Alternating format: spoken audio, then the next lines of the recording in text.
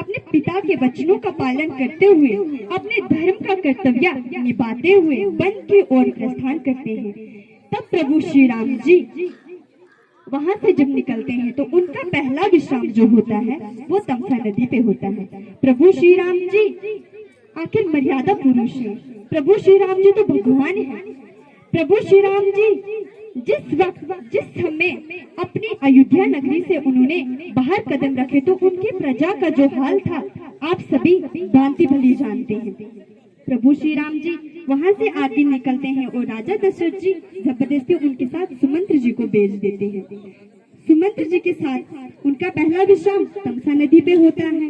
प्रभु श्री राम जी सोचते हैं कि यदि मैं सुबह प्रातः उठ के यहाँ से निकला और जो मेरी प्रजा है ये मेरे साथ आने के लिए तैयार हो जाएगी।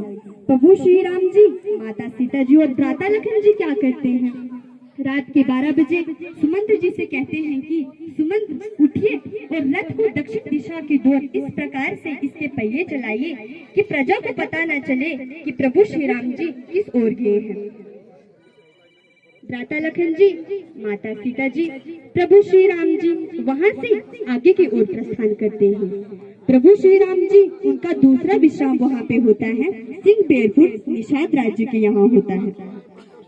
वहां पे देखा जाए कि एक भैया एक भाई अपने बड़े भाई के लिए कितना प्रेम, कितना मान सम्मान, कितना अनुशासन, कितनी मर्यादा होती है। जैसे ही सिंहबेरपुर निषाद राज्य के यहाँ पहुँचते हैं और भ्राता लखन जी अपनी चुन्नी के साथ अपने वस्त्रों के साथ एक वृक्ष के नीचे प्रभु श्री राम जी के लिए आसन साफ करते हैं और माता सीता जी को और प्रभु श्री राम जी को वहां बैठने के लिए कह देते हैं।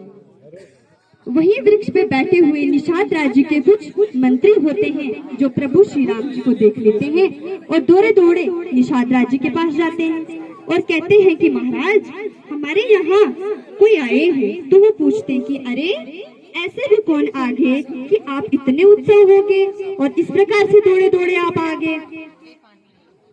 कहते हैं कि पता नहीं महाराज, एक तो कोई स्त्री है और बड़े ही सुंदर 2 राजकुमार हैं हमारे यहाँ सिंहबेरपुर में आए हुए हैं। निषाद राज जी जैसे ही प्रभु श्री राम जी का नाम सुनते हैं तो वो दौड़े दौड़े प्रभु श्री राम जी के पास चले जाते हैं। अब निषाद राज जी कौन है?